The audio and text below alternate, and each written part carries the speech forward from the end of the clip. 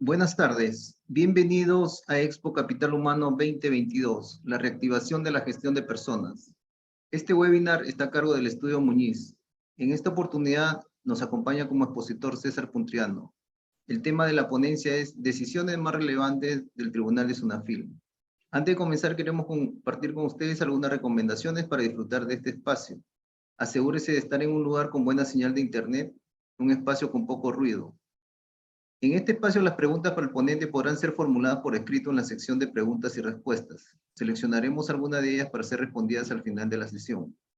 Recuerden que podrán encontrar esta conferencia durante los 3 días del evento en la sección Entrevistas y Contenidos de la feria. Muchas gracias y bienvenidos. Adelante, César.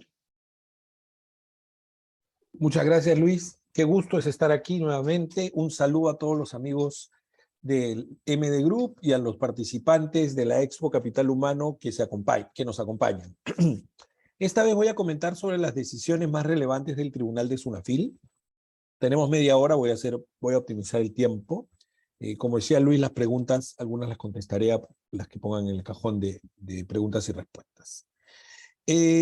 Para hablar de las decisiones del Tribunal de Sunafil, lo primero es recordar dónde está ubicado el tribunal, ¿verdad? El tribunal es un órgano resolutivo que forma parte, aquí lo vemos en el organigrama, que forma parte de la Superintendencia Nacional de Fiscalización Laboral y que este tribunal, queridos amigos, demoró en entrar en funciones. La Sunafil viene operando desde el año 2014, pero tuvieron que pasar casi 7 años para que iniciara funciones el Tribunal de Fiscalización en plena pandemia el 31 de marzo del año pasado.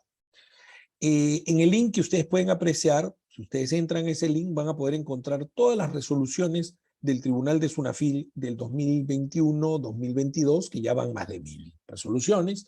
Por el momento solo hay una sala con 3 miembros, uno de los cuales se renunció para formar parte del Tribunal Constitucional, la señora Luz Pacheco, y ahora, bueno, nos hemos quedado con 2 miembros titulares y uno suplente que va rotando entre 3 alternos, es decir, los 3 alternos van rotando en ese lugar.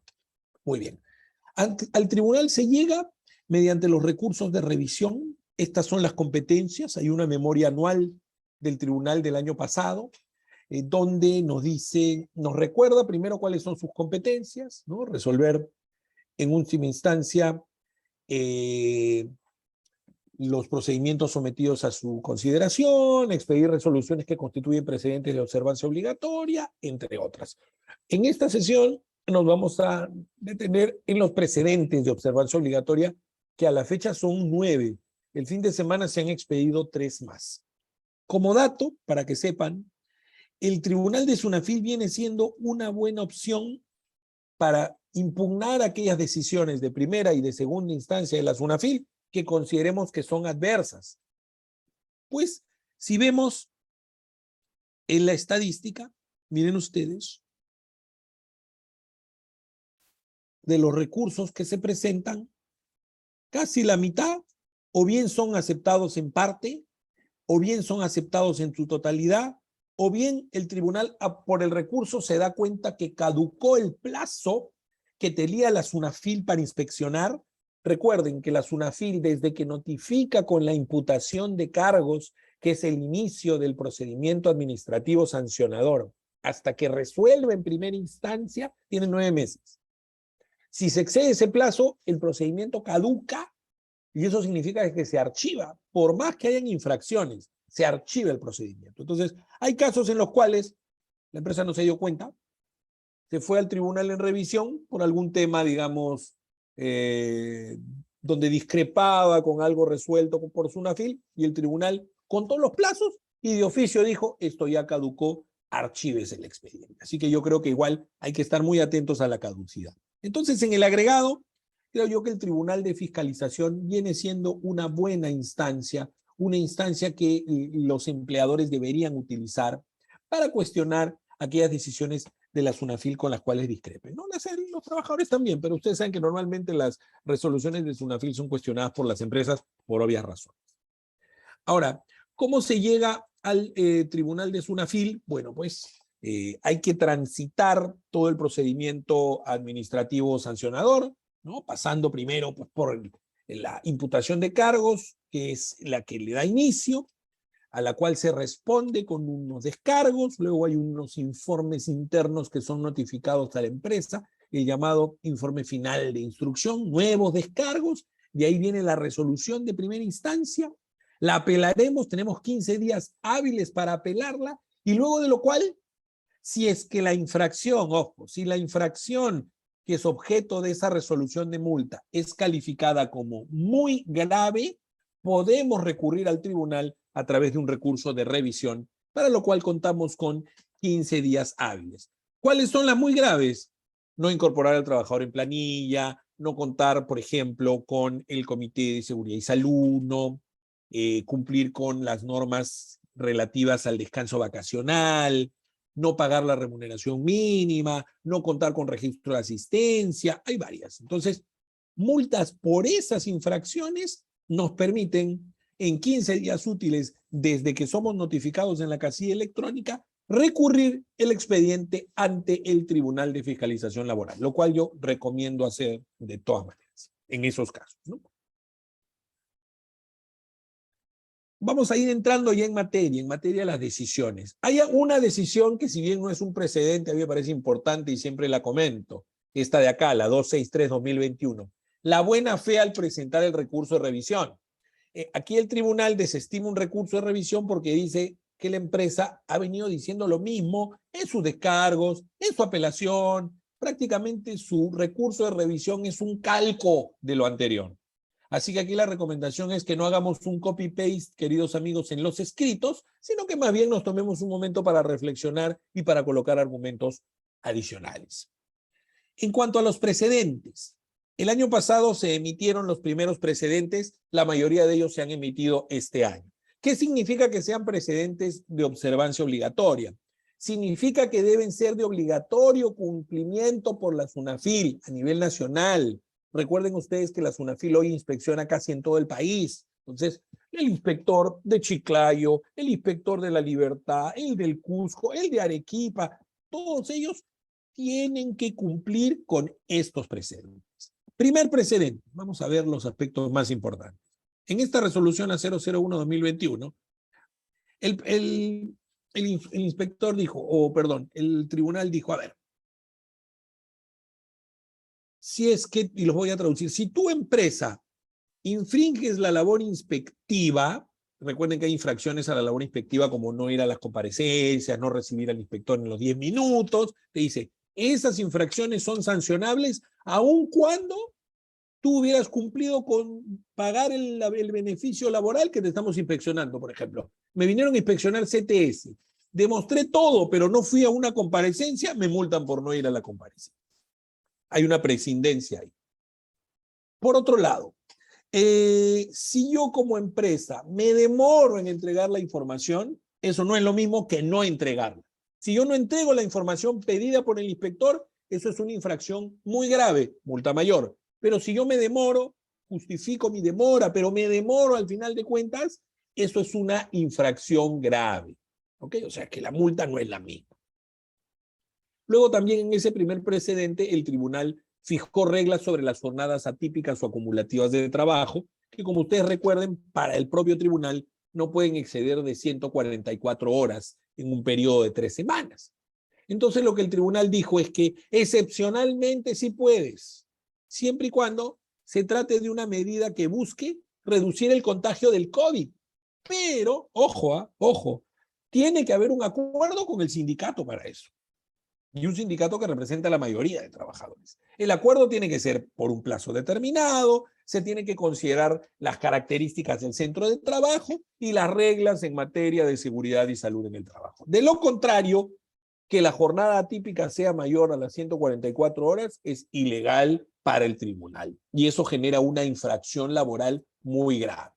Personalmente, yo creo que es equivocado este razonamiento porque el propio Tribunal Constitucional, cuando emitió sus precedentes sobre esta jornada típica, dijo que si el empleador cumplía un test de protección, se llamaba test de protección de la jornada máxima del trabajador minero, si se cumplía, entonces el empleador sí podía exceder las 144 horas. Pero acá el tribunal tiene otra visión, ojo con eso. Esto lo va a aplicar la SUNAFIL de todas maneras. En el segundo precedente de observancia obligatoria, en este segundo precedente ya de este año, aquí era un caso donde el empleador, digamos que dificultó, hizo difícil el ingreso de los inspectores a las instalaciones de la empresa, alegando cuestiones relacionadas a la de seguridad y salud en el trabajo, que es totalmente válido, ¿no? Pero miren lo que dice aquí, que el que fija los riesgos, digamos, es el propio inspector, o sea, él sabe hasta dónde, ¿no? Cuán capacitado está. Y si la empresa o el inspeccionado asegura que la inspección implica que el inspector va a estar sujeto a riesgos que me caiga una piedra o que me caiga un pallet, por ejemplo, entonces el inspector se lo tiene que informar. Pero, miren, hay dos situaciones bien importantes, ¿eh? Si el inspeccionado le dice, no entras, entonces, y el inspector escucha las alegaciones, el inspector podría retirarse. Hay dos opciones, ¿no? Oye, tú no entras, el inspector te multa por no dejarlo entrar. Pero si tú le dices al inspector, mira, inspector, es complicado que entres, o sea, no de manera así pues absoluta, ¿no? Sino bajo un argumento jurídico. ¿Por qué te estoy impidiendo el ingreso? Mira, no tienes los EPPs, no tienes digamos, los EPPs, los cascos, las botas, ¿no? Las zonas de riesgo. Y el inspector se convence en ese momento del argumento, puede volver. Pero en el primer caso, si yo me niego absolutamente, me van a multar. En el segundo caso, el inspector regresa, y si regresa, se da cuenta, no sé, pues después de 3 días, una semana, de que lo primero no era del todo cierto, también me va a multar por obstrucción. Así que yo les diría que la regla no es decirle al inspector, no entras. La regla es que ingrese, pero si nosotros como empresa consideramos que hay algún riesgo para la salud e integridad del inspector, hay que hacérselo saber con argumentos fundamentados para generar la duda y poder conseguir que vuelva. Ahí, digamos que nos curamos en salud porque no nos conviene que al inspector le pase algo tampoco, ¿no? Porque nosotros como empleadores somos los responsables de la seguridad en el centro de trabajo. Y luego, sobre la regla de que el inspector puede entrar, digamos, en cualquier día de la noche, perdón, cualquier día u hora de la noche sin aviso previo, eso tiene que ser bajo criterios de razonabilidad, especialmente si se trabaja de noche, ¿no? A un banco, ¿para qué va a entrar a un banco a las 10 de la noche? No tiene ningún sentido, ¿no? Tercer precedente, miren ustedes, el tribunal dice, ojo, cuando ustedes interpongan un recurso de revisión, si la sanción impuesta no corresponde a infracciones muy graves, ni me interpongan el recurso porque va a ser declarado improcedente. Ojo con eso. Es decir, si yo estoy multado por no entregar boletas, que es una infracción leve, y por esa infracción quiero recurrir al tribunal, estoy equivocado, no voy a poder. Y también, aquí hay un tema bien importante, miren lo que dice al final, el recurso de revisión se debe sustentar en que la SUNAFIL no aplicó o aplicó mal o interpretó mal una norma o los propios precedentes. Es decir, si de aquí en adelante ustedes tienen una inspección donde el inspector no aplique estos precedentes y los multa con una infracción muy grave, se pueden ir al tribunal. Cuarto precedente. Esto tiene que ver nuevamente con jornadas atípicas y cuestiones relacionadas con la seguridad y salud en el trabajo. ¿Qué dice el tribunal? En este caso, la empresa impedía que los trabajadores salieran de descanso, porque ustedes saben que luego de la jornada atípica hay un tiempo de descanso. La empresa impedía y los obligaba a dormir encima de unas mesas, abrigarse con unas frazadas, pero en condiciones paupérrimas. Entonces el tribunal dijo, no, eso está mal, ahí estamos atentando contra la dignidad del trabajador. Dijo así. Y tampoco le podemos decir al trabajador que si no se quiere quedar en el pernocte, le damos una licencia con goce. Tampoco se puede. Tiene que ser voluntario, no se olvide. Luego también dijo que debe haber un test, ¿no?, de protección para los trabajadores para determinar si la jornada típica cumple con las condiciones de seguridad y salud en el trabajo. Ese fue el cuarto precedente. Quinto precedente, los famosos o la famosa infracción ante un incumplimiento en materia de seguridad y salud que genere muerte del trabajador, accidente mortal, o genere un daño en el cuerpo o en la salud que exija descanso médico. Ahí está, 28.10 y 28.11 del reglamento de la Ley General de Inspección del Trabajo.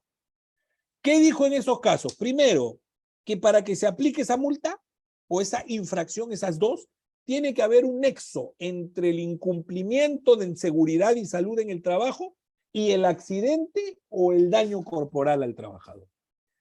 Si el inspector no puede decir, oye, empresa, tú no,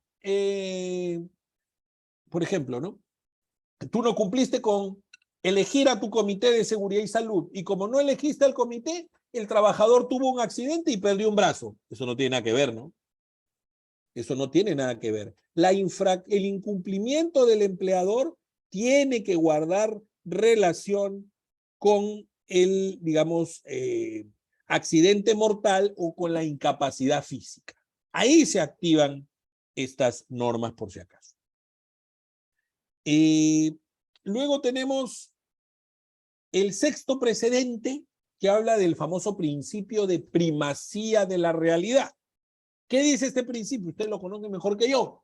Si mis papeles dicen locador de servicios, ¿no? Independiente, consultor, pero en la práctica el señor tiene horario, tiene un escritorio, le he llamado la atención, le he dado photocheck, le he dado equipos de protección personal, ese señor por primacía de la realidad debió haber estado incorporado en mis planillas. Eso dice esta resolución, ¿no? Que es una herramienta conceptual, que si hay esa discrepancia vale la realidad, pero hay algo bien interesante acá. Miren lo que dice en este penúltimo párrafo. El tribunal, recuerda que hay una norma que establece que lo constatado por la SUNAFIL se presume cierto, salvo que la empresa pudiera probar en sus descargos algo distinto.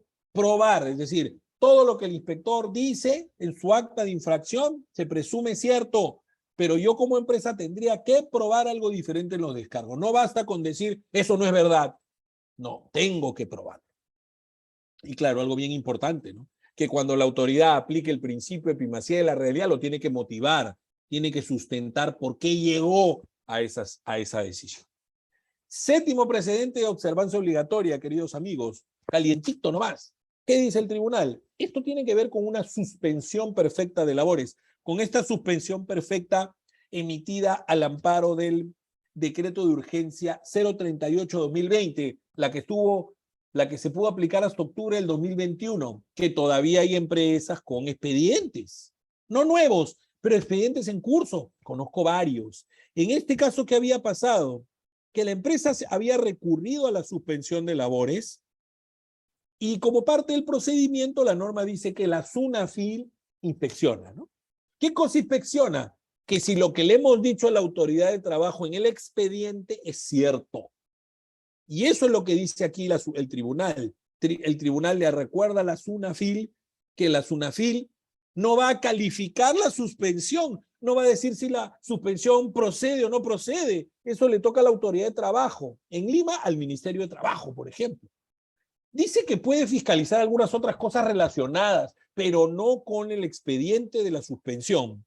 Y si en ese momento todavía, cuando inspeccionan, todavía está pendiente que la autoridad se pronuncie sobre la suspensión, la SUNAFIL no le puede exigir a la empresa que le pague el sueldo a la gente que está suspendida.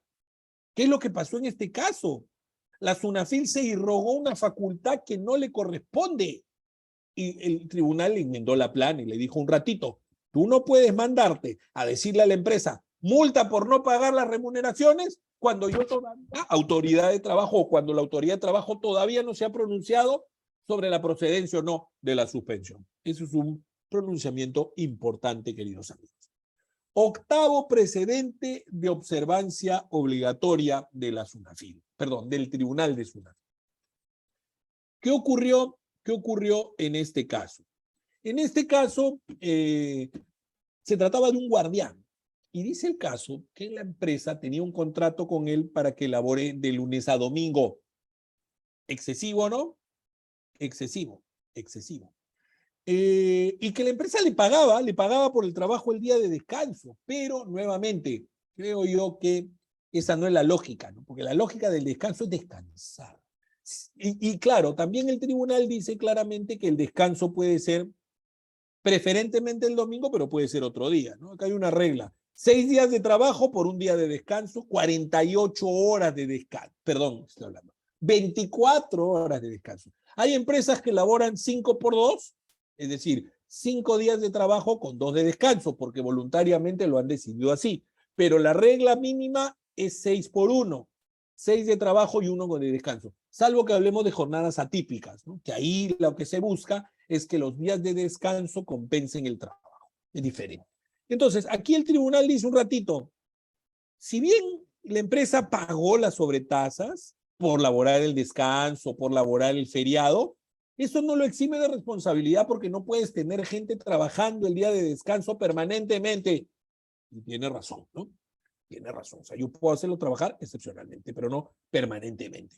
Y dice aquí, la razón de la norma es reconocer que ese pago es excepcional, porque lo contrario sería un exceso, pues, porque afectaría la seguridad y salud, el derecho a la jornada, el tiempo con la familia, etc. Así que, ojo con eso, por favor.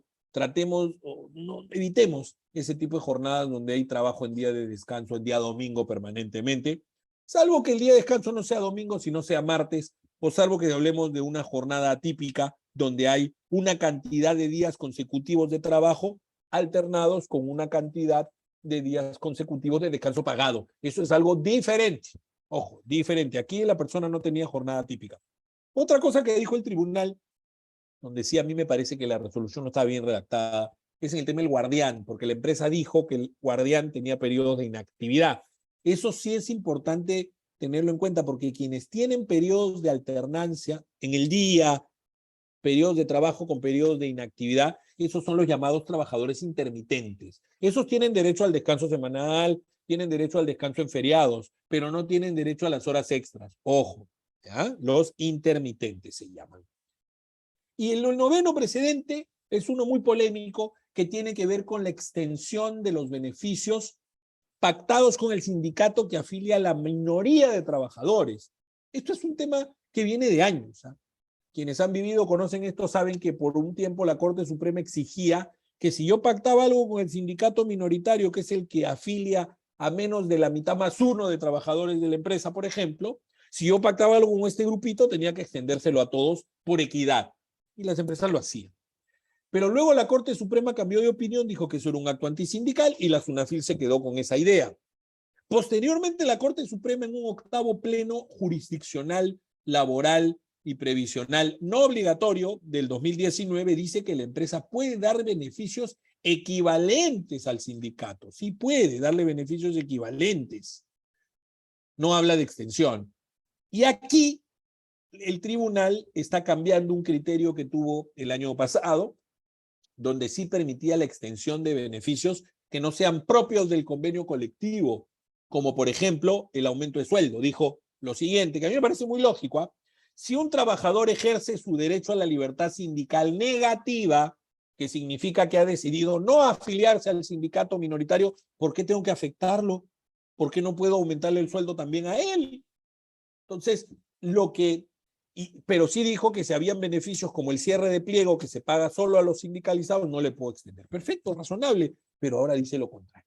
¿Qué dice? Primero, que si el sindicato afilia a la mayoría de trabajadores del ámbito, es decir, a la mitad más uno, sus beneficios, lo pactado en el convenio, se extiende a todos, salvo personal de dirección o de confianza. De acuerdo. Si es minoritario, solo a los afiliados. Si son varios minoritarios, es decir, que no afilian a la mitad más uno de trabajadores, pero se unen en una coalición y sumados toditos los afiliados llegan a la mitad más uno, se aplica a todos los trabajadores. Pero miren lo que dice ahí abajo. La extensión de beneficios del convenio colectivo de trabajo de los minoritarios es una infracción, ya, digamos, consistente en ¿qué? En actos que afecten la libertad sindical del trabajador o del sindicato. Es decir, está diciendo que cualquier extensión va a ser una infracción muy grave, consistente en actos que afecten a la libertad sindical. Y lo mismo si es que se promueve la desafiliación. ¿Cómo? Aumentándole algo o dándole algún beneficio al no afiliado en perjuicio del afiliado. Entonces, hay un cambio radical en el criterio del Tribunal de Sunafil, porque a partir de la fecha, si tenemos una multa por haber extendido un beneficio a un no sindicalizado, pese a que el sindicato es minoritario, cosa que también lo ha prohibido el reglamento de la Ley de Relaciones Colectivas, la modificatoria reciente. Si tenemos una multa por eso y recurrimos al tribunal, ya vemos cómo va a resolver. Nos va a decir que no hay lugar, confírmese la multa. ¿Cuál es la alternativa? Basarnos en la jurisprudencia que todavía está vigente y extender beneficios equivalentes, no los mismos. Ahora, ya la discusión será si el beneficio que he extendido es el mismo o es el equivalente, ¿no? Eso es otra discusión. Antes de despedirme, todavía tengo algo de tiempo. Tengo acá una pregunta en el chat. En este caso, sobre el ingreso de Sunafil, ¿es necesario la presencia del representante legal o puede ingresar sin que ellos estén porque por temas de coordinación puede estar fuera de la empresa? Gracias por tu pregunta, Mendoza dice aquí, gracias por tu pregunta. Lo que ocurre es que el inspector puede ingresar en cualquier momento del día o de la noche, esté o no el representante legal. Ojo.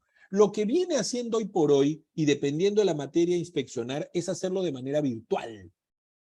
Por ejemplo, acabo de tener una notificación para una comparecencia virtual. Te piden que me entregues documentación y te citan a una comparecencia virtual a la vez, y ahí tiene que asistir el representante legal. Ahí sí. Pero si, por ejemplo, el inspector va y no está el representante legal, ese no es un impedimento para que siga la inspección con quien se encuentre en el centro de trabajo.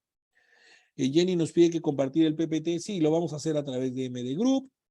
Luego Jenny también pregunta si la empresa puede solicitar a los locadores de servicio que contraten su seguro complementario de riesgo por su cuenta. Sí, Jenny, puede y debe. La norma del SCTR dice que cuando un empleador contrata contratistas, ellos tienen que sumar su seguro. Y si no lo hacen, lo toma el empleador. Yo creo que eso se aplica muy bien a los autónomos, locadores, cuarta categoría, y yo te diría que en vez de tomar tú el seguro, que pidas que lo tomen ellos, porque si tú tomas el seguro, después ellos van a decir que eso es un indicio de laboralidad, de subordinación, van a pedir que se aplique la primacía de la realidad y te van a decir que por eso son tus trabajadores. Así que mejor que lo hagan los locadores de servicios. Juan Carreño, ¿qué tal, Juan? ¿Cómo estás? Nos pregunta, ¿cómo están manejando las empresas sobre la ley del tema de que el empleador tiene que cubrir los servicios de Internet y otros servicios? Mira, al 31 de diciembre del 2022, Juan, sigue rigiendo el trabajo remoto. El trabajo remoto no exige este costo, que el empleador asuma este costo.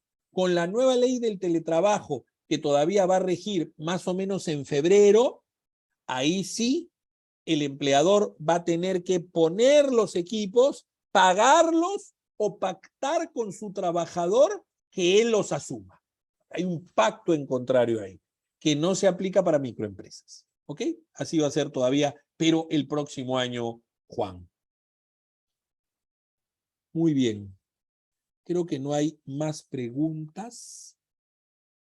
Vamos a esperar. A ver, todavía tengo, creo, a ver, según yo, 3 minutos más antes que Luis me corte. Pero creo que esas son todas las preguntas. Muy bien. Entonces, muchas gracias. Muchas gracias a los participantes. Perdónenme que haya corrido, el tiempo es bastante apretado, pero quiero agradecerles por acompañarme en este webinar y quiero agradecerles también por acompañarnos en la Expo Capital Humano edición virtual 2022. Gracias por su atención y será hasta una próxima oportunidad. Gracias. Ok, muchas gracias a nuestro ponente y al público participante. Antes de retirarse de la sala, los invitamos a visitar los stands tan especializados en gestión humana que tenemos preparados para ustedes en la feria. Los invitamos a nuestro siguiente webinar. Gracias, César. Buenas tardes.